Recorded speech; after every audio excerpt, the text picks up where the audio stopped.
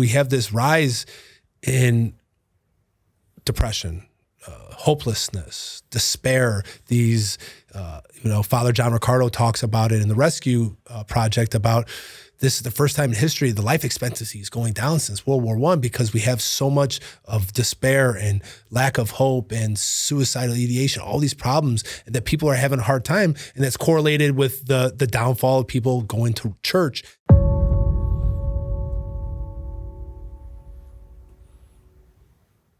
Peace and blessings. Welcome back to another episode of Purposely Catholic with Khalil and Bobby. Hey. Bobby, one more week for Lent. Oh, here we go. I'm ready. What about you? I can't believe it's already one more week till Lent. Yeah, it's going to be Palm Sunday this Sunday, so. Yeah, we were looking at the calendar, planning stuff here at the church, and it's like, wow, this is already next week is Holy Thursday, Good Friday, going into the Triduum. It just flew by. You guys call this like the Super Bowl in the church world? You guys getting ready? This is like your Super Bowl? You guys like if there get the is team one together, like how they would prepare for the Super Bowl? That's right, yeah. There's all extra preparation. You guys got the diagrams all charted out where people are standing and moving, the music. It's like people don't understand how many things go in. From our standpoint, for the media team, Holy Saturday is a monster. And it's even an extra in more ways special, than one. And, even more special this year for young Dale. Oh, we're down a teammate because Dale is. He's going to take right. And I guess Dale is gonna. I may run back there and be like, "Give me something to do. I'm just sitting here." He's gonna have a GoPro strapped to his head. Yeah, as the bishop's confirming him, he's just gonna have GoPro vision. It's awesome. But yeah, I would say the stakes are a little higher for us than the Super Bowl. No offense to all the football fans out there. Yeah. But how many people have you guys ever did any kind of research on how many people show up? We always hear the creasters or the cheesters, that people, the Catholics that just show up on Christmas and Easter. How many people who show up on like Easter Sunday and the weekend are people who aren't regularly going parishioners? Like, is there like a statistic that you guys have ever used or number based on counts or anything like that, and get an idea of how many, the opportunity for these other people to try to make it an experience where they want to come back the next Sunday to Divine Mercy Sunday? Yeah, here's where our community is a little different. Because we have the bar for entry to join the parish, to be considered what people would call a parishioner, church member. We refer to them as parish partners. The bar for entry is really low, but we do have expectations when you decide to take that step. And that one expectation is that you join us for Mass on Sunday. If you're not doing that, then like, why bother join? You're not just gonna be a member of the community so you can get married here, or you can baptize your kids here. Those are all good things, and that's what we want to be there for. We want to provide that, the sacraments in the context of the community. But if you're going to sign up, we want you to be our church on Sunday. So throughout the year, our attendance is really good. I mean, we've got a pretty large gathering space, a large church. And I mean, the guys can attest, we fill it up every weekend. And so we'll regularly see 3,000 on a weekend over the course of the few masses that we do. Having said that, so because we're so consistent throughout the year, when Easter rolls around, yeah, we'll see a couple thousand more, but it's great that the community's been coming together, and then for this celebration, we are coming together. And so they're bringing with them family members, friends. They're inviting them to celebrate Easter together. That's wonderful to see. But what's doesn't always really actually great, translate. Yeah, we don't have a dip throughout the year, and then all of a sudden, hey, where'd all these other people, where'd all these extra people come from? No, we don't experience that here. Yeah, which is good. But a lot of churches do, and I think that it's a good opportunity that people should be looking forward to extra people coming, instead of having what a lot of people I've known in the past have had that attitude of, oh, now all these people, I can't find a parking spot, so-and-so, that's my pew, that's where I sit, instead of seeing it as opportunity to love them back into the church, to let them know, hey, it's good that you're here and things like that. Exactly, Bobby. The reminder for us, yeah, Father's the one that's wearing the collar. He's the quote-unquote representative of the church. He's the whatever you want to say, like it, but you're really the face of it. Like the people in the pews, we're the face of the church to our guests, to our visitors. The impression that we make is going to go a lot further than how people receive Father or the deacons or fill in the blank. You're the one holding the door open, putting on a smile, offering your seat, moving down in the pew. All of those little things, they help people feel welcome. And that's what they're going to walk away with. They tend to walk away with a feeling, not so much a thought. Like, I felt welcome here. I felt like there was a place for me here.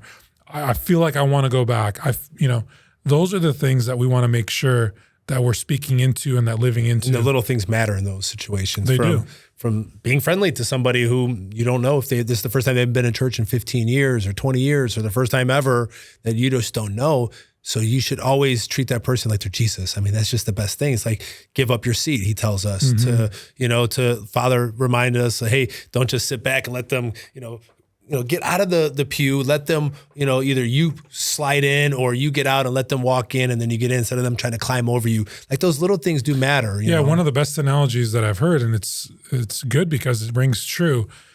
If this is our Father's house, and if we're the quote unquote regulars in our Father's house, whenever we see a stranger, whenever we see a guest, an unfamiliar face, we become hosts in that house. And just like you would at home, you're going to offer your guests the best, right? If I have people over to my house, we're having dinner, I give them my chair. I seat them in the best place in the living room. You pull out the best china, the ones that the kids haven't cracked yet. Like, you put out a good spread. You want to entertain properly. Not that Mass is entertainment, but it is hospitality. And that hospitality, the small things that we're talking about that we can do that don't cost anything, don't cost us anything. I mean, they go a long way. A smile goes a long way. We know that. And every kind of, it can disarm somebody. It can, they're contagious. It's all those kinds of things. And St. John does a great job. But if that's your parish and, you want people to show up, like, the first thing is like, be happy that they're there. Like, do you really want them to be there, or you just want the count or want them to donate, but you don't want them to impede or make it any harder or things like that? It's like, there's that attitude, like, we want people to come to church, but, not in my row, not in my parking spot kind of a thing. Yeah. But this is an opportunity for Easter. Like I said, this is the holiest time of year. And all year, I mean, think of this, like, brothers and sisters in Christ, all year, if you're intentional about your discipleship, if you're watching something like this, hopefully you are. Maybe you're just curious even about Christ, God, faith, the Catholic Church. We spend all year trying to reach people. Easter and Christmas, people are coming to us now. Yes. Seize the opportunity. Make it matter. And these little things that we're talking about, they're ways to engage in relational evangelization. Because evangelization can be intimidating for a lot of people. Well, I got to talk about my faith. You want me to pray with other people? Like, you want me to do these things? We can grow in that. We ought to grow in that. But to do these little things, to take these small steps, when the people that we're trying to reach all year are coming to us, showing up. Yeah, that's a low lift. That's a light lift. So the hospitality and all the priests out there, or deacons, whoever's going to do the homily, to not mail it in, to take it serious, because this may be the only time of the whole year that you're going to get that. I don't think most of them mail it in. I understand. Especially for Easter. So, but here's what I would say to that, because I want to piggyback on what you just said. I don't think they mail it in, but one question that I love to ask of people, and that I'm starting to ask more even on team, what's it like being on the other side of me?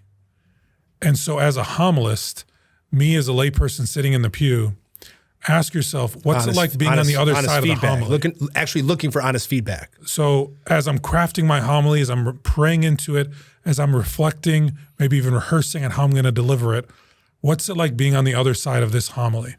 Am I engaging people? Am I leading with stories? Am I drawing on their minds and their hearts? Am I giving them a feeling as well as a thought? Don't give me too much. Yeah. Give me a thought. I mean, but I think that's a big part, though. Those are important things to keep in mind. You're assuming all those things that people do that every Sunday. Rehearse, let someone else take a look at it. A lot of times they keep that to their chest, they write on their own, but by having a team or running about, somebody within the church, works for the church, like, hey, would you read over this? What would you think? To try to be humble about it. Like, hey, I want this to be the best possible message. I want to reach somebody. How did that hit, if you were somebody outside the church, or you were listening to it for the first time, what would you think? And, try to look for that someone to help you, because within your pews, there's going to be somebody who's a communications expert. Like, not all priests are trained to be great homilists or give a great message or make them feel great, or they know the faith, they know the theology, but knowing it here and translating it and speaking it to help people who are listening to receive it and be transformed by it, that takes a power, the gift of the Holy Spirit, but also takes some practice, and sometimes it takes leaning on other people within the parish to kind of help them, whether if that's a message team, a leadership team, or a book, or a YouTube, or taking, some kind of like Toastmasters, something where it helps them become better public speakers. There's ways to do things like TED Talks. There's all kinds of ways to craft it. It's funny, this is kind of segue into our next thing we're talking about. Like this past weekend, we do our alpha males. We got a group of 50 guys, usually 20 to 30 meet, once a month, and somebody gives a talk, and then we have a conversation about it. And this week, one of the guys who did the talk, if I just didn't listen to anything about what he actually said, but how he presented it, I would have gave him a 10 out of 10.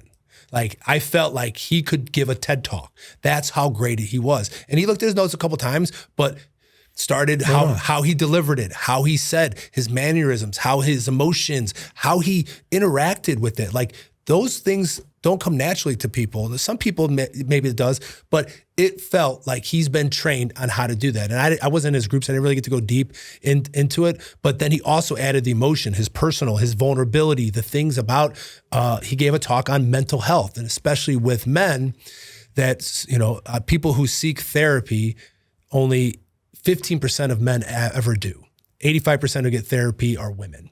So that was like talking about this taboo or these issues about men who actually do need, mental therapy or need help with what's, not their spiritual lives, the spiritual direction that we go, to a priest for, but actually when we're going through tough times, anxiety, depression, suicidal ideation, those kinds of things. You're moving really fast, so let's. I hear your transition coming. Yes, decant the conversation, Bobby. Let's slow down. So let's let it breathe. Yeah. So the point is, stick on the speaker thing for a while, then we'll go to the therapy. Yeah. So this guy's been trained. Yeah. He's learned. He probably gave that same talk maybe 10 times. I bet you he has, because it's something near and dear to him. Give him a shot, Mark, right? Mark's one to give it Mark gave the talk. Shout out to him. He did a good job from what I hear. Yeah. So, but I was more impressed. The topic, I mean, it hit home. Like a lot of like men, most men don't go to therapy, but like the delivery was like 10 out of 10. And I was like, I didn't get a chance to tell him that. So if he's watching, hopefully he watches it. It was so well done. Oh. Funny story, telling like something about his past. Well, here's the difference. So what makes a great public speaker? Yeah. And there are a number of qualities. Some of it is like you just have to have it. There's a charisma, and you can develop charisma, but some of it just comes naturally to speakers. What makes a great speaker is, are you able to answer the question that the audience member has? Are you able to answer those questions that your listeners have? And are you able to read the room properly to adjust what it is you want to say in order to keep them captured and captivated? A great homilist does the same thing, but inspired by the Word of God and the Spirit of God. They're able to read the room and discern, not in the way that a public speaker would, because there's a spiritual component here.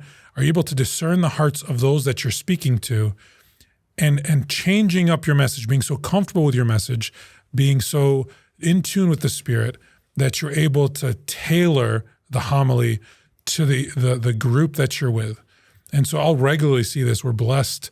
Both our pastor and associate pastor are great homilists. Yes. Really. I mean, but Father Millett, our pastor, has been doing this for years. I mean, he's very intentional about honing his craft. If he'll have the masses for the weekend, when he does, you can go to the 4:30 p.m. Mass, the 8 a.m. Mass, the 10 a.m. Mass. No two homilies are the same. He knows his content. He knows what he wants to say. He's prayed into it, but he's able, again, to read the room, discern the hearts, and deliver a message that's appropriate for the audience.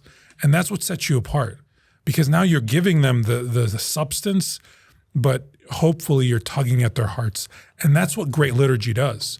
Great liturgy isn't just about like going to the Mass, like we're talking about Easter Sunday. It's not just about being present, going through the ritual. No, it's actually opening up, stepping outside of yourself and allowing God to come in, making room for him to come in.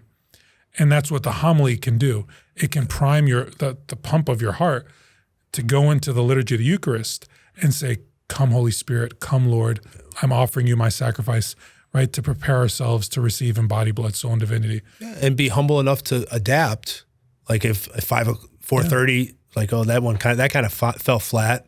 Like, okay, my wife would always do that when she was teaching. She would teach the same class like 6 or 7 times throughout the day, and the class in the beginning versus the class at the end would all be different because she would get real time feedback on, hey, okay, this is working. They didn't get this. I can retool that. Like, oh, that didn't hit, and that joke was kind of, and like they were quiet, and they really responded to that. So having that takes experience and things like that. But I think definitely it should be something to aspire to, like how we started. Like, this is like the Super Bowl.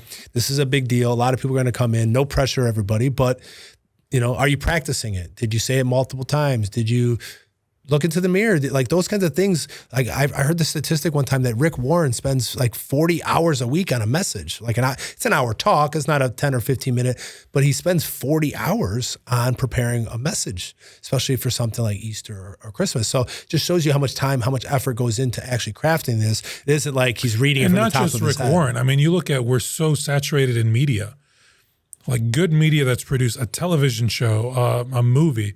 I mean, there are dozens, if not hundreds, of writers and producers that are coming together, putting in the time and the effort, giving their skill to produce this 30-minute, we take out commercials, 20-minute show that keeps us entertained. And a lot of times we're bored.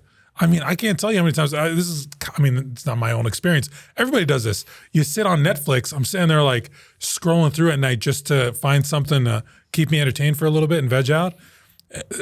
Millions of things I could watch. Nope, boring. No, I don't want to watch that. Nope. Yeah, right. Like, we're so saturated in content. Yes. And then we expect Father to captivate us for 10, 15 minutes. That's a lot of pressure. Yeah. And so on top of that, Father's doing a bunch of other things throughout the week.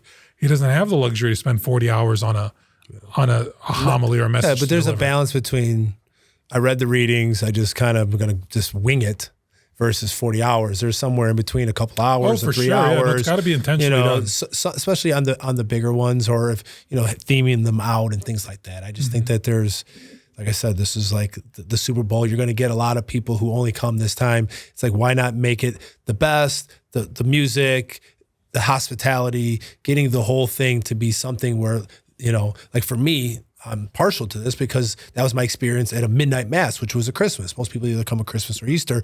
I had that experience on Christmas because the music was great, the preaching was great, the grounds were beautiful, the church looked beautiful, the lighting. It was a combination of so many things, and it was like, I don't know which one exactly, then the Holy Spirit did the work, but they all came into concert. But that's what's important. Like, you do all of this work. It takes us about 70 volunteers to put on a mass. For our Easter services, it takes more. So there's a lot going on behind the scenes to put on the Mass liturgical experience. But you do all that not because the work that we do is going to be the thing that hooks people. You do all that to create a sacred space for people to enter into so that the Holy Spirit can move in our hearts and our minds. That's why we do what we do. So everything you do, whether it's preparing for Easter, it's preparing for Sunday, or even if you're not within the church space, you're getting ready to go to work, or you're getting ready to, take your daughter to volleyball practice. Whatever you do with intentionality so that you can reflect the light of Christ, so that Christ has room to operate. That's important. So that's number one. I'd say number two, have a call to action. That's really important. I mean, that's a corporate secular term. But again, if when you're calling it the Super Bowl, I've referred to it like that too. It's like, this is the premier event, if you will, of the year. Everybody's coming to church. It's a stereotype because part of it rings true. And a lot of people are even going to get dressed up for it. Yeah, they're going to get dressed up. They're going to come. They're going to bring their families. They're going to be people are going to come out. Have a call to action. Don't just come here, put on an Easter service, and then expect them to walk away. And the call to action shouldn't be insulting them. No, the call to action is an invitation. But you know what I'm saying? That a lot of people use that as an opportunity to say, we're here the rest of the year too. Or they say that jarring comment where it's like, okay, well, I got here, I get it, I should come every week. They know, if they're coming on Easter, they should probably know. But in an invitation versus trying to guilt them into that they should be coming. Hey, we are open next Sunday as well. Yeah. Like that, you always get that kind of a thing. Yeah, cheesy. It's silly. It's like but. Or we're open between Christmas and Easter, so you guys leave the boomer jokes for daily mass. Yeah. And when it comes to that call to action, what is it? It's an invitation, especially to the guests, to know that, A, we've thought of you. Like we've thought of you. We're very intentional about this. And here's a next step for you. Don't let this be your first and last step until next year. No, check out our alpha. That can be a call to action. We've got this service project coming up and it's on this date. We want to see you there. Have somebody in the narthex in your church foyer greeting people, maybe even signing people up. We shouldn't be afraid to do that on Easter. Yeah, we want to put on a beautiful liturgical experience, right? To because of the esteem and the solemnity of that which we're celebrating. I mean, it's Christ's passion, death, and resurrection. These aren't light things, right? We're talking about Super Bowl, but it's like they're light thing. They're not light things, but we should still capitalize on those opportunities. Yeah. And so, have an intentional call to action. Invite people back, not just come back to Mass. No, come back and join the community. Yeah, and I think. What's the other thing? The two masses other than Christmas and Easter, they're one of the most popular are Palm Sunday and Ash Wednesday because people get something. It's like you get the palm and you get the ashes. It's like Ash Wednesday, you don't have to, technically it's not a mandatory mass that you have to go to, but a lot of people show up. And Palm Sunday, like there's usually a large increase because people get the palms. Like I've always heard that. It's like, yeah, they get free stuff. So then they show up. It's just funny. But yeah, hopefully there's a good turnout for Palm Sunday as well. That's one of my favorites. Like that's the way we started. Like I said, I said last week that we saw that Last Supper of the Chosen, and that's how it starts. It's like we're going into Holy Week. That's why for me, Palm Sunday is bittersweet because it's like it is. Yeah, it's got almost it's got a celebratory feel to it. There's a dimension of it, like Hosanna, you're welcoming Christ into Jerusalem, but we know how this story is going, and we know how it ends up. So it's like, you're celebrating on Palm Sunday, only to turn around 4 days later, and you feel. I always start to feel bad for the people that are with the palm branches, and because they were expecting, a Messiah that was going to be a political, a military leader, because the last time they got the palms was after Maccabees. So they won this huge battle and they came in, they were singing Hosanna. It was during Maccabees. It was they overthrew the Greeks and they came back and, they defaced the temple. It was like this military conquest. So it's like, that's what they were thinking. It's like, and then they wasn't like, it's like they wanted them to overthrow the Romans, so it was just a different expectation. But he did even greater things. He did, but they just didn't, they just didn't know. It's all right. We won't hold it against them. They knew 1 week later. Yes. That's all right. Give them a week. Right.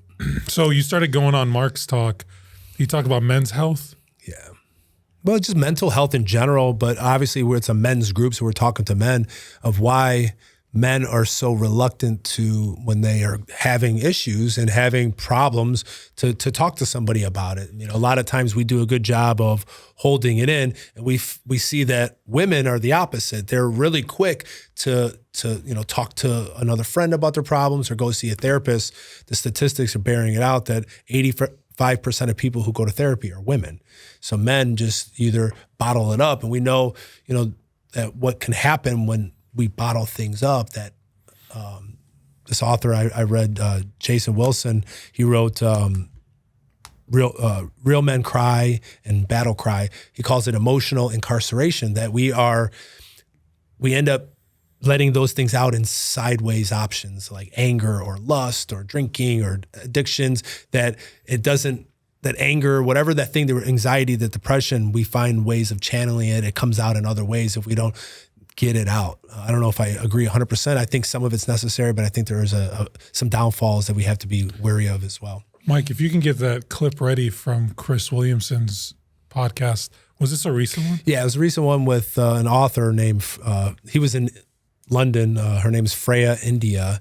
And it's an interesting conversation. I love the back and forth, especially now we're getting a lot of these conversations about the difference about men and women, especially what's going on now with the millennials, about how they can't even talk to each other. It's like he said by the year 2030, all the nightclubs are going to be shut down in London. He used to be a nightclub promoter because people aren't even going out to go to bars and clubs. It used to be how we used to meet people, engage. No one's doing those kinds of things anymore. And it's just people are just, they call it slug life, or they're just Netflix in their house and just disengaging. So I remember when social media started becoming a thing, And then you had all these different dating websites that started popping up. And whenever I heard that somebody met on a dating website or somebody actually got into a serious relationship on a dating website, I was like, that's weird. Dude, that's weird. What are you going to tell like your kids, especially if they end up getting married? Like, but now it's becoming more and more common. Like that's just where people meet each other. Yeah. Like it's the new bar top. It's just, I mean, I didn't, but like that's just normative. And just alcohol in general is down like 25% in this generation, which I'm not saying everyone should go get drunk, but I think in the 20s. It's those tariffs. Yeah, that's what it is. Yeah, on the PBD podcast, you're saying like sales of mini bottles are going up right now. Just people can't afford it. Yeah. Well, but I think that it is like what they call a social lubricant, because there is an awkwardness between the sexes and how to interact with each other that, it does help, make it like let people's guard down, their inhibitions down a little bit, that they would go up to somebody that they normally wouldn't talk to. Now it's like, especially post-COVID, it's like people like, whoa, like, don't call me, just text me. I don't even want you to even call me and talk to me. Like, not even face to face. People don't even want to call. Like, no, just text me. Like, it's so kind of crazy. But I think we have so many of these issues, not just in dating and gender roles and these kinds of things, is that post-COVID, we have this rise in depression, hopelessness, despair. These, Father John Ricardo talks about it in the Rescue Project about this is the first time in history the life expectancy is going down since World War I, because we have so much of despair and lack of hope and suicidal ideation, all these problems that people are having a hard time. And that's correlated with the downfall of people going to church. That's how we've usually handled a lot of our issues, through spiritual direction. But now people are just looking for therapy and things like that, or medications or prescription pills and things like that to try to get rid of this anxiety or this, despair. And I really enjoyed that clip you sent, and we're going to get to it here in a second. Why things like Easter and Christmas are important, why the church is important. Yeah. It gives us community, because community is what not just brings us together, it gives us a sense of purpose outside of ourselves. It opens me up to friendships, others I can care for, others who can care for me. And if we as church aren't going to step in and provide that sense of community, that others can feel like they belong, that they're welcomed here, they're going to try to find it somewhere else. I mean, it's not as popular. Maybe I'm not tuned into it. It's not as popular as it once was, but like CrossFit really took off. People were finding a sense of community. Yeah, they were working out, they're feeling good, feeling better about themselves, but it was also like this family dimension started taking place where you'd hear like CrossFit boxes were just all the rage. We've got to step in and reclaim authentic community ought to happen with Christ in the center. Yes. And that's what church does, because when it does that, people aren't looking to these external sources that are just of this world to find either release or a sense of therapeutic assistance or friendships. No, you can find all that within the church, because in the church, you not only encounter others, you encounter Christ himself. Yeah, and we see with the rise of Freud and people trying to, psychotherapy their sins. It's like a lot of it is trying to justify their behaviors of what they're doing. They're trying to look through therapy, at least from my understanding. I've never done therapy, but my understanding is like trying to find reasons why you're doing the things that you're doing, like these underlying things. It was your mom did this, or because your dad didn't do that. It was this reason. I'm not trying to downplay it. I'm just saying is that before, like what we would say is like, no, that's my sinfulness. I was selfish or whatever. We look to theological ways. We call that sin instead of it's a pathology or it's, some kind of, neuroses or things like that, where everything that's a lot of those issues that we know, it's like, okay, well, that's, you're living in a state of sin. It's like those other things start to complicate it. Yes, there is mental illness, and yes, that is separate, but not everything is that. And I think we have blurred the line, and especially like we're going to watch this clip that's exactly what it seems that women are doing a lot more. So if we want to, let's run that clip, because that's like the fourth time we said we're going to watch this clip. Stat that you mentioned there about girls from religious families seeming to do differently well, and now 18 to 25-year-old girls are religious at different levels and stuff. Yeah, so I think for the first time in history, young women are less religious than young men now. Typically, women would have been more. Yeah. But among Gen Z, it's men that are going to church way more than women now. And Jonathan Haidt did some research on this, showing that he looked at a survey of statements, and they were things like, I have no hope in myself, I don't believe, like really self-disparaging statements. And he found that teenagers without religion agreed with them way stronger than teenagers who were religious, and especially who were conservative. And I think there's a couple of reasons for that. I think one is kind of that external locus of control. So conservatives tend to have more of an internal locus of control. So they feel more control over things happening in their lives. Also, if you're a conservative teenager, you're more likely to be living with both parents, which I think protects your mental health. Mike. And also your parents are more likely to have clearer. Yeah, that's not the clip I was referring to. It was the second one. Yeah, we're going to go back to this one here. But on the topic of... Why do you think so many girls are drawn to therapy culture? There we go. Oh, I think it's a lot of things. I do think this is kind of a cliche thing to say now, but I do think therapy culture has replaced religion. And that's not a new thing to say. People have been saying that for a long time. So Christopher Lasch was writing about that in the 70s. Frank Furedi writes about it really well now. But in recent years, since social media, I would say therapy culture has just escalated to the point where I think young women don't see it as a worldview. They just see that as kind of life. So they interpret everything through this therapeutic lens. So their lives, their relationships, their emotions. And I think it has elevated to the level of religion. So you think of all the kind of characteristics of religion, we just mimic them with therapy culture. So instead of praying, we just repeat our like positive affirmations. Instead of like seeking salvation, you'll go on like a healing journey. Instead of like, resisting temptation from the devil, you'll reframe your intrusive thoughts. And so I think for young women in particular who are becoming less religious, this kind of therapeutic worldview has completely replaced that void. What does a therapeutic worldview consist of? What does that mean? Like seeing problems in your life, kind of pathologizing problems and experiences as something medical, rather than I'm just experiencing this emotion or kind of age-old anxiety. Now it's become a medical issue. So things like talking in the language of attachment styles and trauma, and losing the language of just ordinary hurt and disappointment.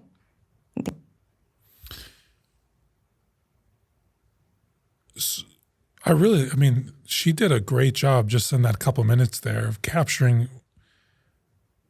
what's afflicting these newer generations, like our generations.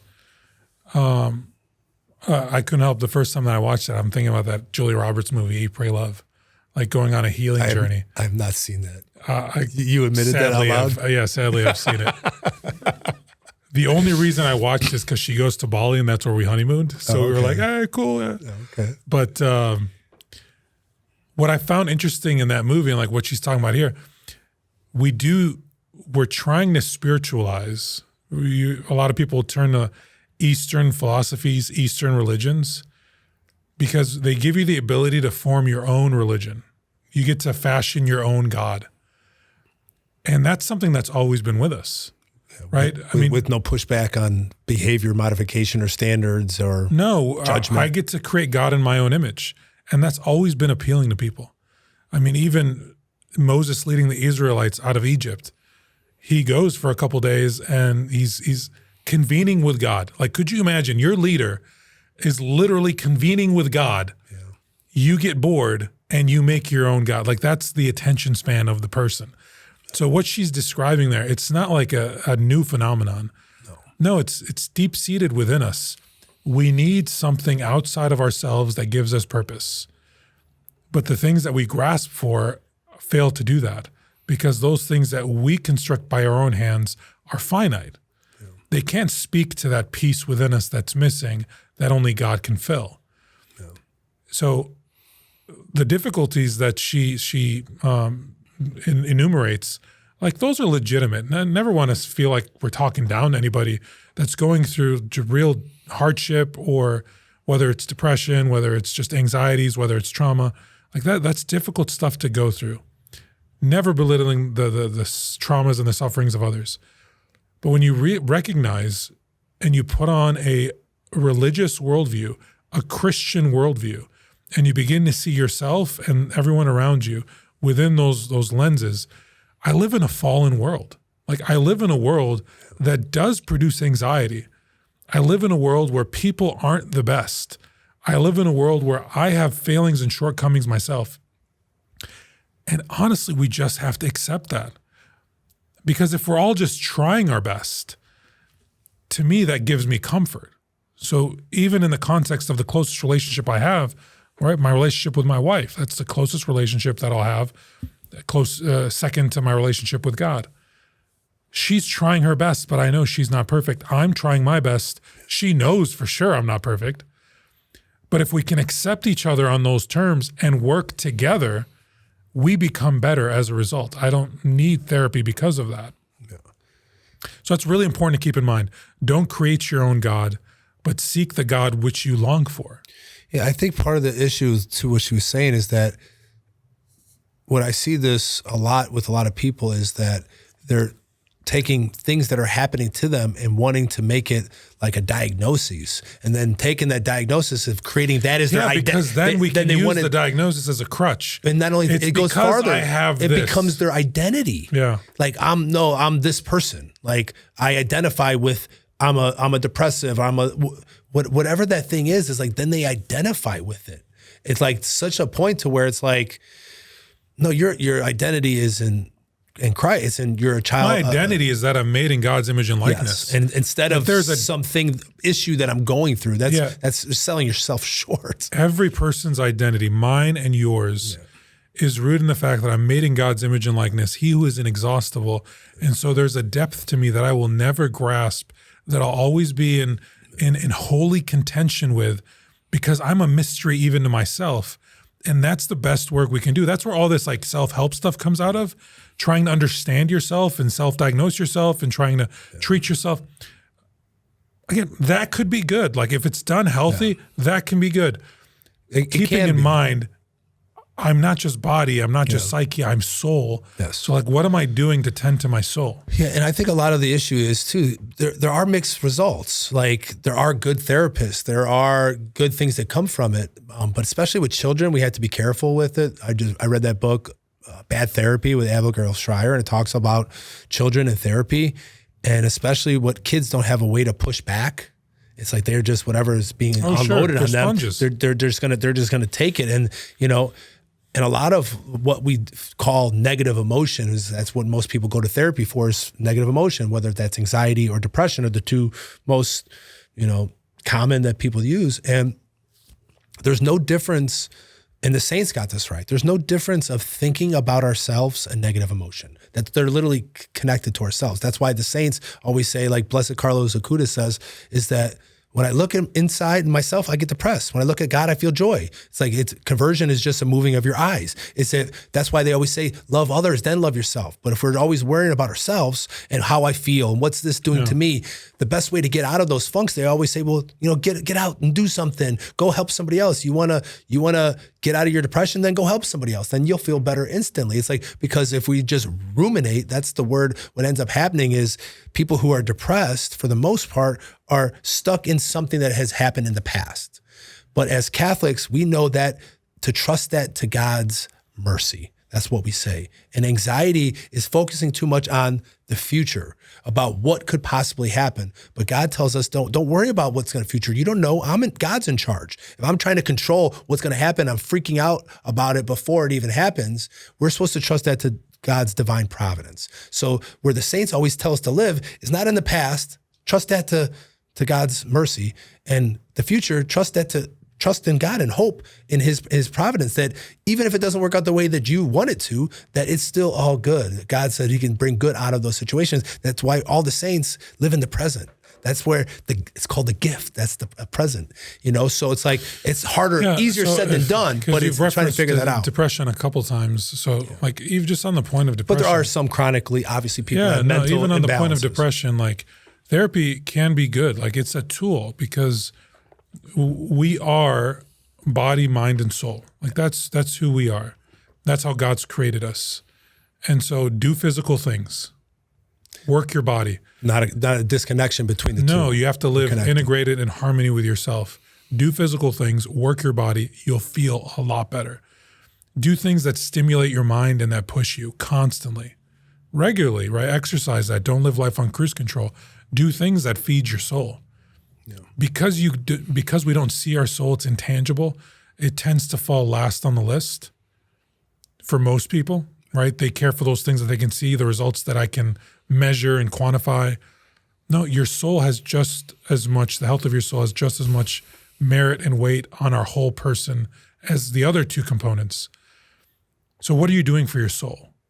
So do those things. Like if you need to engage in a therapist, engage in counseling, have friends that you can confide in, do things like service. What you said is true. It takes you out of yourself. Giving of yourself actually gives you. That's the paradox of blessing. When you bless, you yourself are blessed in return. So yeah, do all those things, but also focus on feeding your soul. Yeah. And what are you doing to that effect? Yeah, we just have to watch out of throwing ourselves pity parties and ruminating in things, and some things, especially like our sins that we've already confessed, and you keep ruminating on those things. A lot of times where we can go down those spirals is ruminating on it over and over and beating ourselves up and not trusting to the mercy of God that He's forgiven those things. Going back to the reality that we're living in a fallen world and we ourselves are fallen people, and that Christ, we need Christ. So we're creating God's image and likeness. We need Christ. He's redeemed us. And it's our call to live in union with Him and according to His will. Like that's the blueprint for every person. Depression can hit anyone. Sure. Even the most ardent disciple can feel depression. Sure. Even someone who's— a lot of saints. A lot of saints have dealt with depression.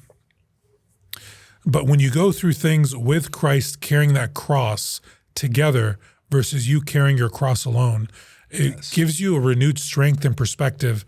Not saying that it'll take the depression away, but I go through that myself. Like, to be completely transparent and honest, I'll go through periods where it's like, man, I just feel down. I can't shake it, can't snap out of it. Yeah. And it feels different. Like, just life feels different. You can't quite articulate it, but it is that sense of depression just feels like it's there. And you're still doing all the other things. Yeah. You're still working out. You're still engaging with family and friends. You're still praying. But that sense of depression's there. When you have that Christian Catholic worldview, to me, it's a strength in silence, knowing, yeah, this is just part of life. I think that's what she was hitting on. This is part of life. I'm going to go through this. There is things that are going to cause you, like, a good thing to ask yourself is like, are you depressed, or is there a lot of bad things happening to you? Because bad things happen to people. Sure. Is someone that's close to you sick, or losing a job, or you're, unsure about your employee, like things like that. Like, those are bad things. Like that, it's different than I'm clinically depressed, But I think therapy could be a good thing. It's just, I think we should do better research and try to find possibly a good Christian therapist who are going to try to lead you to that relationship with God, but also who speaks out of a biblical worldview. Yeah, but they're also what I've read a lot about and watched tons of videos about it, and I've studied psychology. I love it, but having a plan. Like the plan of therapy should be to get out of therapy. Like, what are tools? Like, I love cognitive behavioral therapy, where there's like, you get homework when you're done to try to help institute and do different things to try to help change behaviors. If it's just about talking about your problems and blaming other people every week in and week out, without trying to offer you solutions and to try to give you hope that it can be possible to be better. I love that term, white pilled. Have you heard that? Like, red pilled, white pilled is like, you're full of hope. And the hope that we have is in Christ. We're coming up on Easter. Like, it looked pretty depressing on Good Friday. Like, everybody ran away. It didn't look like it was good, like literally. And then 3 days later, 3 days can change a lot. And we see what happens that, if you're feeling that way, then, first and foremost, make sure you're not in a state of sin. Go to confession. And then you're still feeling down, hey, maybe it's the weather, maybe it's seasonal, maybe you're having some bad things, maybe you need to go outside, maybe you need to get some sun. So wait, and if it's still going on, then go talk to somebody, but do your research and find somebody, because there are conflicting statistics about people who get therapy. It's like there was a study done with people who had PTSD who came back. And the people who had therapy from PTSD, they did a study, like a big study. The people who did therapy got worse. So there is ways where we can make it worse even by talking to a professional therapist. I think the best way to be healed is through Christ. That's easier said than done. Exercise, a lot of statistics come out and say that exercise is the best therapy. It's better than any SSRIs that they give you. They've done, all kinds of different studies, side to side with medication and exercise, and exercise wins out every time. Mm-hmm. So, I'm not trying to downplay that people don't have issues, because they do, but I just think that if we're replacing God with someone on a couch, you're always going to be left a lot short. Yeah, for sure. That first clip that Mike ran, she talks about how conservative men or young men are going back to religion more so than women, which that doesn't jive with my experience, because you go to most churches, they're filled with women. Older, like that's the stereotype. Mom takes the kids to church, dad's at work, or he's at home watching the football game. So I'm pleasantly surprised, but I want to see men and women engaging in God and religion equally. But that clip from Megyn Kelly, yeah, could you get that one up, Mike? That one's an interesting one. So the idea of what conservative men, what conservative women are looking for in partners. Do you have that one pulled up? Here's what's happening on the right. Young women, I talk to young conservative women all the time about their lives and their goals and, the things that they want. And what's happening is they can't find men who are maybe more conservative. Usually they're looking for somebody who is religious, a lot of conservative women tend to be God-loving conservatives. And they can't find a lot of young men who want to marry a working woman now. And this is an actual problem that's coming up on the right. And to me, it's so sad, because it's like, how did we get to the point where we're now telling young, conservative, amazing women that they're not attractive if they also work, if they choose to, let's say, do what I'm doing and what you're doing, and get their voice out there. But I'll stick with me just because I think conservatives listening to this will like the thought of another Megyn Kelly voice up and coming. Well, why wouldn't we want that? Why would we take somebody who's talented in this field and really wants to make a difference and have the messaging to her be, you're really not that valuable unless you give it up and go into the home and only have a family and only raise a family. And not only are we sending her that message, but young men are actually believing that. They're actually believing it, especially on the right, because the trad mom has gotten so popular. And it's like, no, if we do that, we're not going to have any strong conservative or right-leaning women to provide a role model for younger conservative women who, and there's nothing to apologize for here, don't necessarily want to spend all their 20s and their 30s getting married and having kids, or can't. They just weren't able to meet somebody, and definitely don't need to be shamed over it. Yeah. Listen, I think Megyn Kelly's great, but I can, I was with her for a bit, but then she lost me in the nuances. So, and I would presume that she would know this. When you're talking to conservative men, they're going to have conservative values. Those values tend to be more traditional.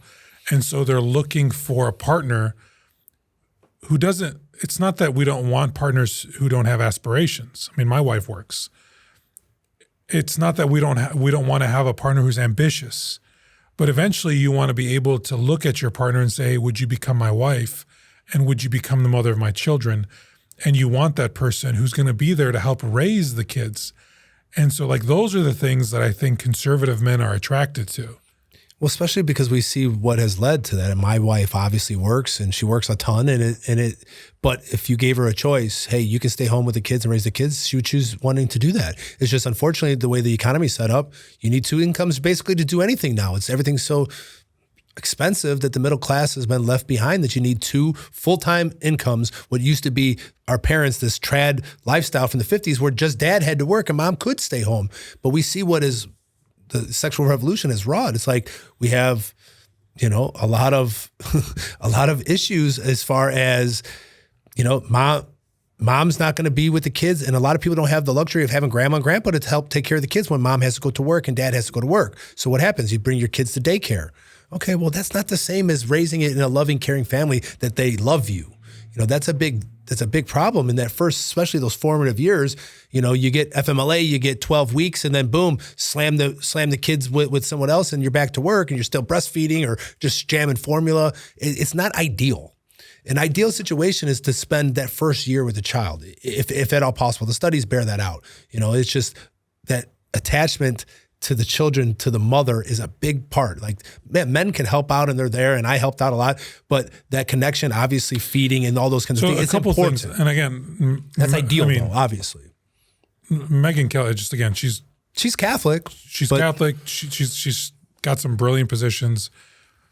And on this one, I agree with her. Like, I can see where young women who are attracted to and are looking for a conservative man to start a life with, because they admire the values, maybe the work ethic, the principles in which this man is trying to lead their lives. Like, that's a wonderful thing. That's a good thing. So finding a partner in general is not easy, but when you're trying to find one that aspires to something greater, it's going to be even more difficult. And so that's where, it's also finding a partner is a work of God and the Holy Spirit, because he knows who it is he has planned for you, if that's your vocation. The idea that if you want to not spend your 20s and 30s, starting a family, and that doesn't give you value as a woman, I would disagree with that.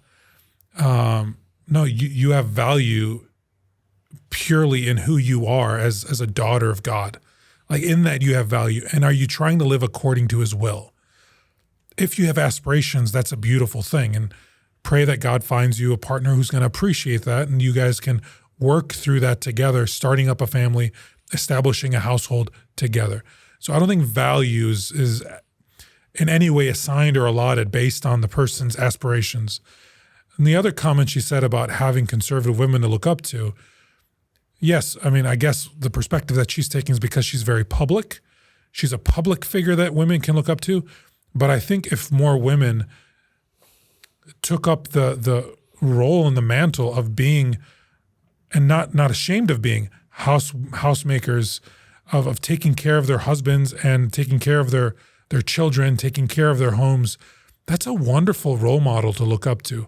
It's not a public... They're not famous. No, they're not famous. It's not a public persona, but it's certainly one that our young girls can look up to. It's somebody that I'd want my young girl looking up to. Yeah. Right, because the nucleus of society is the family. You're doing the most important work there is by forming the hearts of your children before you can even form their minds. And there's a reason the Catholic Church holds up a woman, and all the other faiths, our Protestant brothers and sisters, don't.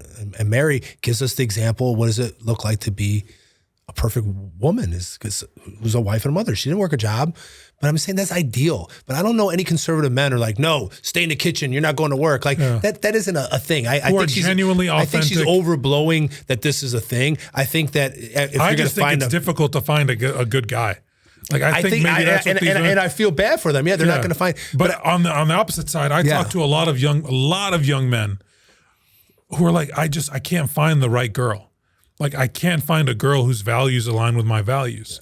So, it goes both ways. It's a big commitment, but if you wait till it's perfect, you're going to be, 40 years old and you're still by yourself. I think that that's part of this thing, is getting to know each other and to try to go out on dates and maybe have a couple drinks. What I would say to these young women, as if I were speaking to my own sisters, the ones that Megyn Kelly is referring to, keep an open mind and an open heart. Let God be the one who guides you in your discernment of finding a partner. And know that it's good that you have aspirations and you have dreams. That is a good thing. Work towards them. That is a good thing. But I've seen time and again, and I've seen it in my own life, I've seen it in the life of my wife, I've seen it in the lives of my closest friends. When you have children, you are changed and your priorities realign. Yeah. And that too is a good thing. Yeah. So the priorities that I personally have had when I was in my 20s and my 30s, much different than the priorities I have today. Having had children, my whole world shifted. Yeah. Getting married, huge shift. Having children, it's something you can't quite describe. And so if that's a value to you now, more power to you. God bless you, right? We've said that. But always keep in mind, what is God's design for me? What is God's plan for me? And am I open to it? Am I seeking His will? But I think what the problem is now is that the culture has told women the opposite, that the most important thing is your career. The most important thing is chasing your dreams and being successful, to being on TV or to whatever, have whatever job. That's the most important thing. Then they chase that career, right? They go through college, they get out 22, they're chasing a career, they're working up that corporate ladder, they get there, all of a sudden they're 30 and their biological clock starts ticking. And they're thinking like, oh man, like that didn't come from that's within you. Like they're like, okay, it's ticking. Like I only have so many years after 30. It's very hard. It's like 1 out of 3 women can't conceive after 30. And right now it's 50% of women over 30 don't have any children. And of those 50% won't have any ever. So then when you make that decision, when you do meet somebody, it may be too late and you can't. So it's like, if you're too busy chasing a career and not seeing that things are important, when you're on your deathbed, you're not going to say, man, I wish I would have got that promotion at work longer. No, you want to be surrounded by your family and your loved ones and your kid. Like that's how we project. Like that was the plan of Abraham. It's like, no, your descendants are going to be as numerous as the stars. It's my genetics are going to be passed on to you and they're going to be passed on. Like that's how this is the way that God set it up. And it's like, if you make the most important thing, career, being a slave to a corporation or a law firm or whatever it is, even if you're healing people, at the end of the day, we're built to be in families. And if you can't have children, oh, God bless you, then, those things. But to say one or the other, I think that you could still be a great mother and good at a job if that's something you want. But it's hard to be everything to everybody all the time. Like Katie will say that all the time. It's like she feels like she can't be a great wife and a mother and a great principal all at the same time at once. Yeah. It's very tough. And the people who are hyper productive, hyper conscientious, who can balance that, it's a tough balance. But what ends up happening? Too. Like but what's happening? She's trying to be a nurse. She's trying to be a mom. Suffers. She's trying to be a wife. That's why priests. That's why priests are just priests, and they're not. Father Miletta's not working a job at Home Depot. Something would give. He gets to give most of his attention to the flock. And it's the same way. If we have, working 70 hours a week and you come home, it's like, good thing super dad's here. Dad's picking up the slack, Could you guys imagine Father Miletta working at Home Depot? Yeah, or he'd be a cook at Ciao Bella or something, like that, or Little Italy. But you know what I'm saying? It's like, he'd actually do really good at that. That'd be fire. Let's give Father a restaurant. But it's not to say that it can't be done, but can everything be done 100%? No, something's always going to be giving. And I get it. Like there's responsibility. People have to pay bills. Like I said, we started by saying that it's a lot. But at the end of the day, what's ideal? Like a daycare raising your kid? It's a blessing. Like today, my mother-in-law picked up the kids from school. It was a half day. So it's nice, but I can trust her. She loves them. She's a serious Catholic. Like she's teaching them. They were praying, like that's different than, I don't know who this Joe Schmo is at the daycare. Next thing you know, they got daycare fight club going on. And, it's like they're raising your kids. Like we hear all those issues and those problems. And we know right now there's an issue. I mean, with mothers and broken homes and fatherless homes, there is an issue with it. And I just think that that's an ideal. We should be aiming towards an ideal, but just know that's not. What do you think percentage of moms that stay at home? I want to put a different perspective on it than you though, Bobby. But what do you think the percentage of that dad works, mom and dad are together, mom stays at home, doesn't work at all, and dad works? What do you think? Oh, slim. It's got to be How slim. Do you afford it? So that's what I'm saying. It's like she's making this a big deal out of something. It's so I don't see any guy saying like this woman's great. She's great. Like she wants to work. Not going to date you. I just don't think that's really a legitimate concern. I guess maybe she's, she got into it, Matt Walsh a bunch and this trad wife stuff and it's trendy. But in practicality, I don't really think this is an issue. Like, hey, I met you. You're the perfect chick. We're super compatible. You're very attractive. You're smart. You got aspirations outside you the household? You want to work? No, in the kitchen. I'm not dating you. It's like, come on. I want sourdough bread every day. Yeah, sourdough bread, wearing an apron, dresses to the ankles every day, churning butter. That's it. No, I don't think it's that. I think she's overplaying her hand. Like she's been in New York too long. Yeah, but wouldn't you want that? To be honest, my life would be a lot, selfishly. I always tell Katie, I'm like, I wish you weren't the principal. You know how easy my life would be? Sure. I come home, dinner on the table, lunch is made, house would be spotless. I wouldn't have to do any of the running around. No, babe, you got to get to work. We got to pay off these tariffs. No, I'm these coasts. I'm running Canada home, making 25%. dinner. I'm slaving away, cooking and cleaning. You know. Yeah. So, but I mean, I just don't think it's that serious of an issue. I think that there is a growing movement that's the ideal, but I don't think that's the deal breaker for some guy to be like, hey, you know what? I met this woman, we're super compatible, and somewhere down the line, she wants to work. Like, okay, I could see. So again, she's saying she's having these experiences. I'm not going to say no, you're not, if she's hearing these things. But what I could see is if you're going into a relationship, putting stipulations on the relationship or on the other person, I could see how that especially would turn a guy off. Like if you're coming into a relationship and you're saying, yeah, this is who I am, I'm getting to know you, I think this is working out, but I want this and it's a deal breaker for me. That's going to turn off any guy. Anybody. Yeah. Well, we always get that we expect a man to protect and to provide, but what's the expectation of the woman? Mm-hmm. We never asked that question. What is she expected to bring to the table?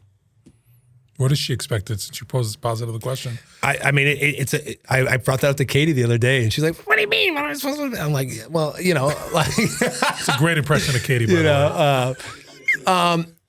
She's like, I work, I do this stuff, talking heads, flapping heads. Yeah, no, she's great. I love her. Love you, So switching gears, we got another story here. So this one was an interesting one for all of our Game of Thrones fans out there. Oh, yes. They brought back the direwolf. Do we have a picture of what a direwolf? Look at that. They even got him on the throne and everything. And that's the actual throne. Those are what? That's the actual Game of Thrones throne. Throne, yeah. That's not like an AI picture. No, it's legit throne. Green screen. Peter Jackson somehow. I saw a clip from the guys from this where it was on Joe Rogan.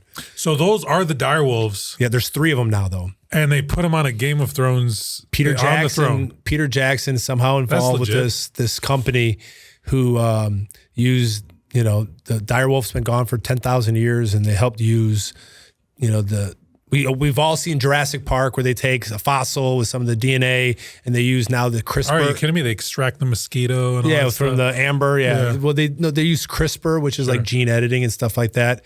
And they've made 3 of these wolves. They're 6 months old now. The 2 boys are Romulus and Remus, who are the founders of Rome, which I thought was interesting. But now there's videos of them running around and all that kind of stuff. But I guess it's a big story right now because it's like, whoa. We've seen the movie. The dinosaurs end up eating everybody. And it goes a little crazy. The dire wolves, if you've seen Game of Thrones, they're pretty vicious. Wolves are not like dogs. Well, you mentioned Rogan. Rogan had a guy on recently. They talk about like China's even experimenting in human gene editing. Yes. How do we draw the line there? That's exactly. And who has the authority to enforce, to dictate where the line is? They're not supposed to. And who has the authority to enforce it? Yeah, they're not supposed to. The gene editing, cloning, and those things worldwide, they've made agreements to not do that, but the Chinese don't follow any rules and do whatever they want. It's going to eventually happen. Yeah, supposedly, they were just screening for HIV so far. They're testing it and messing with it in embryo. So they're trying to do these things.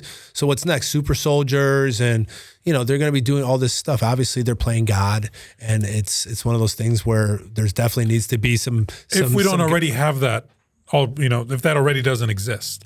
Well, just doing the direwolf. Just doing the direwolf is playing God. That they're extinct for a reason. Mm-hmm.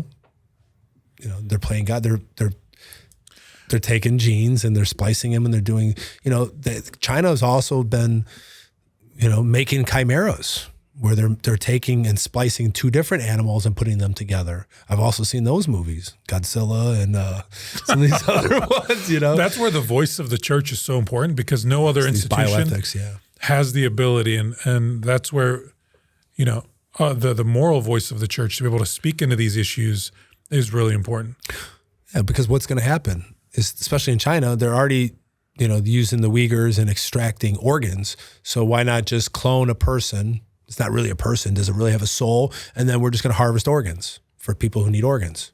I mean, it can be nasty and disgusting really quick. So hopefully I don't know how much we can trust the UN or, the WHO or any of these kind of organizations. We can trust hopefully the Vatican is, speaking out about AI. They speak out against, stem cells and all these other things. Now that we're on things. this topic, a little tangent here. We love our tangents. I was trying to pull up this episode on a YouTube on TV, and it said that our content was restricted. Oh, it wouldn't play the videos, and it was like a couple videos. I was at a friend's house, and they are purposely Catholic. Man, you are a firebrand. And they were trying to pull it up, and they were like, you click on the show, and we clicked through a couple episodes, and it said restricted. Like, all that Trump talk. You got to sit and show. I don't know what it was, but Did you have a copyright thing? No, it might be because I always check it's not for kids. But I've seen videos where they're like, honestly, you should check that because then as long as you're not saying anything bad, I mean. That Yeah, but I don't know how that. I don't think that's the issue. Yeah, I always click on the not for kids too. I don't know. Well, I just think, triggered that thought because of the topic we're talking about, like the whole thing with China and like, right, the COVID swabs. You say the word COVID and all of a sudden like this video ain't gonna go nowhere, but we're gonna talk about it anyway. They're harvesting all of the samples. Like there was a lamb, pharmaceuticals or whatever, the bioengineering company. They harvested millions of swab samples, put it into a database, and they're also participating in some of this activity. So it's like, no, we have to have a voice that can speak out against it. But realistically, what does that mean for the development of this technology? And what's that going to look like for us a generation or two from now? I mean, heck, my dad grew up where the fax machine was like the rave. Like, oh, you can send a piece of paper from here and it'll go to, our cousins in Jordan and it's the same piece of paper. It's like, well, now I got 3D holograms. Like, what's the big deal? Right now we're sending rocket ships up to space every other day. It's like, so now it's direwolves. What's going to be next? Yeah, it's crazy. So you need the voice of the church to especially be that voice. because there's nefarious actors like China. China's like, the study just came out today that a lot of the majority of all the generic medicine that we get comes from China. And that's part of this whole, like you said about the tariffs you joked about a couple of times, but there's a reason because like we've seen through COVID that we've had issues. We're so dependent on them and for a they lot give of us almost all of our generic medicine a test. They just tested this blind testing of them.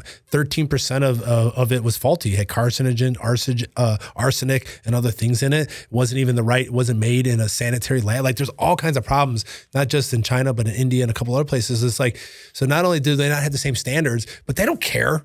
They don't care that, we die or don't die or it's not the right therapy. It's like there's some people who are just bad actors who are just worried about profit margins and who are literally don't have the same standards as the USDA or the FDA or things like that. So it's like, how much farther do you think they're willing to go? They're willing to make super soldiers that like can take bullets and like that's the next step. Like we know what'll happen because we know history. Like people are willing to kill people and test on, the Nazis, the Japanese did that to the Chinese. They did the same thing with testing people. Look at like what our kids are growing through. Like they're desensitized to all of this stuff. I was talking to a mutual friend of ours today. He was talking to his son and he's like, hey, do you go around just assuming you're always being watched? And his boy's very mature, very bright, young kid. And he's like, yeah. Like I always just assume there's a camera everywhere. But to him, it's normal. Like I never grew up like that. It's crazy.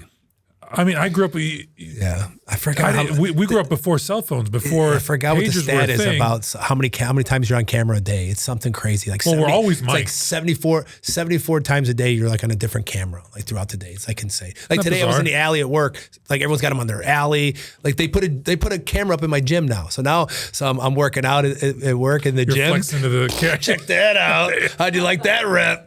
Yeah. I was doing that all day today because they just put it up. Like, why do they got a camera up here? I'm like, no. Like they're taking notes of my workouts, like my splits and stuff. I'm like, man, dude. So all the more reason as this stuff develops to have a strong voice that's able to speak into it. And not the UN. We're talking about the Vatican. No, we need God to be present among us, and we have that authoritatively with credibility through the church that he instituted. If you could bring back any animal, an extinct animal, what would it be? Oh, snap. You're going to put me on the spot like that? Real?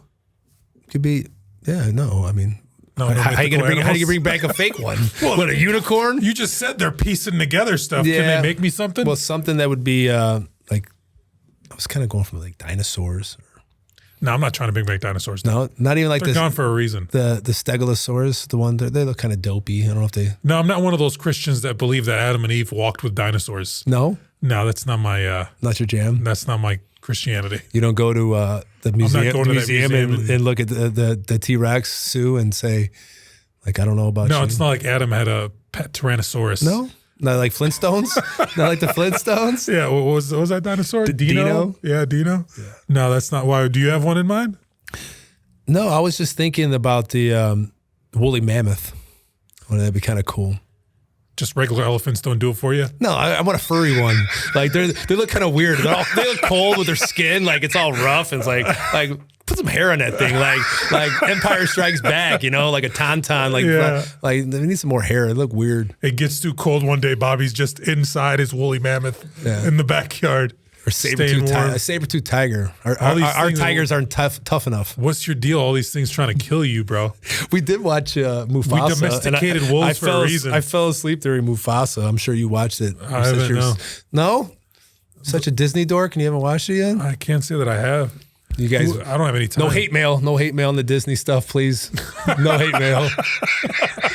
That movie flopped, so there's probably not a lot of people watched it. Katie really liked it, but Speaking of conservative men and women, Snow White rewriting that story, what the heck were they thinking? Well, we knew what was going to happen. I mean, that chick went out for a year. They thought that was bashing Snow White. So they do that, and then other companies are going to continue doing the same thing. When are they going to learn this stuff doesn't work? Well, that leads into the same conversation. So the same conversation about Megyn Kelly and women. So the whole moral, the story is Snow White, the original, the first thing Disney did, it's about finding true love, right? And there's a connection between the apple, right? When she bites the apple, Eve, there's all these biblical imagery. And they changed the story into, no, she's going to be a strong, powerful woman to get a job, basically, not to fall in love. And that girl, that Rachel who played Snow White, she said, well, that story's antiquated. He's stalked her and it was weird. Who cares about love and falling in love and starting a family? That's fuddy-duddy, that's antiquated. No, the most important thing is hey, I am woman, hear me roar, I'm going to be a lawyer or whatever, it's so it's just a crazy, but no one went, the free market spoke, they didn't watch it. No one's going to remember that. People will be watching. What's it set to lose, 200 million? Just some crazy number. Yeah, something ridiculous. But they just go around business as usual. Well, did you see the Twitter spat that got in? One of the producers of Snow White and the son of one of the producers. I did hear about that. Attacked her. She just literally single-handedly cost them all that money because it's basically. She didn't single-handedly cost them part money. of it. It was part of it. No, I mean, they didn't reel her in of telling her or They fed her stuff, dude. You think so? Oh, but when she was when she was on the red carpets running this stuff. When she's been on those red carpets saying what she's saying, they know what she was saying. Yeah. They were supporting what she was saying. Until it wasn't but trendy when anymore. she started getting more political, when her politics started to bleed through, criticizing Israel, that's when it was whoa, this is too far even for us. Yeah, I mean, can we just have movies Can't you just entertain us? I don't care who you support. Just be a good actor. Part of redoing these movies are tell the live action of the movie that we know. You don't have to change it that much. We like the original story. That's why it's one of the most popular stories ever. Why are you going to try to reinvent the wheel to make it something that's not even going to move? It's it doesn't even make sense. It's give the people what they want. This is easy things to do. It's trying to read Star Wars. Look what they did with Star Wars. They basically killed off characters. They made everyone look bad. Why would you do that? The people. Didn't I hear the Harry Potter shows they got X too? Probably. I heard they're talking about making Aslan. They're doing a Chronicles of Narnia show, and they're trying to get Meryl Streep to play Aslan. I'm no one's gonna watch it. It's a Christian show. I mean, she's a good actress. Yeah, but Jesus playing basically Aslan, who's Jesus, and you're gonna make it a woman. How many Christians gonna watch that? It's gonna start at zero. That's not very smart. It's not gonna work. It's just not. It's not very smart. No. It's hopefully they're learning their lessons. It's not one's right or wrong, but there's a reason why they're successful. There's a reason why James Bond's been successful. Don't try to make him into some soft guy who's weird and woke, make him into this guy who's a super spy who drinks and chases after women and kills bad guys and it's got cool stuff. Yeah. It's not very hard. That's why Amazon just bought it for $2 billion and hopefully they make a good action movie. I don't need a lecture on masculinity. It just I want a good spy story, like Mission Impossible. The new one's coming out. I've never Like, seen those. OMG. I haven't That's seen like any one of of my those favorite Mission Impossible. series. The new one looks so good. It's like with the best trailer I think I've What ever is it, like seen. the 10th one? I think it's like There's 8. As many of those as there's Fast the and last the one was Furious. so insane. This trailer looks like the best movie ever. It's that good. Really? The last movie, you didn't see the last one where he actually did. I haven't seen any of them. He took a motorcycle.